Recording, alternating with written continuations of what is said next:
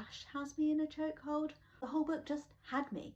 Like from the beginning, Wildcard by Elsie Silver had me. The airport scene where Bash and Gwen have their meet cute is just so adorable. But life has a funny way of not working out how you want it to, and that definitely is a thread that happens throughout this book. There's a series of mishaps, which means they can't be together, even though they are obviously destined to be together.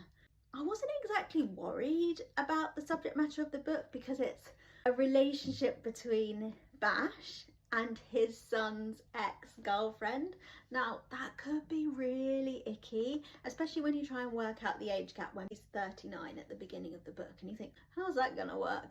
Anyway, it's all revealed. It all becomes less icky as information is revealed. Elsie Silver really cleverly developed the plot line so that there was no crossovers, there was no reason for anyone to get upset, although people did get upset, but that just gave us a chance for Bash to become a possessive MMC, which we absolutely love in a book. So juicy. This book was brilliant because Gwen was so sure of herself and so feisty.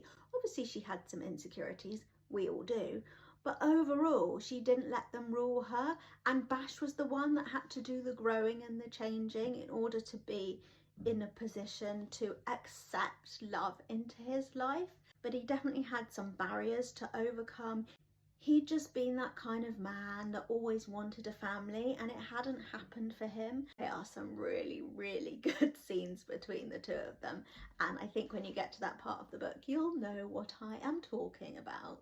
It's really nice we saw some of the old characters. We also had Clyde, who was the old man, who was absolutely hilarious and basically played a naughty matchmaker between Gwen and Bash, which some of his antics just made me laugh out loud.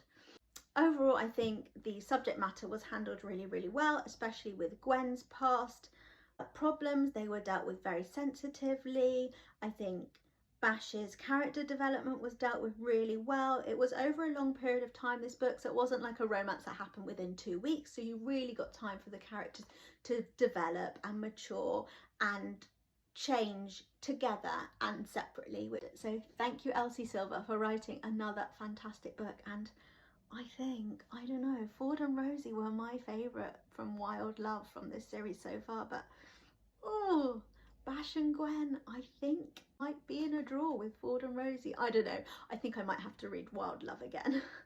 Anyway, go read this book. It isn't a Sunday Times instant bestseller or something along those lines for no reason at all.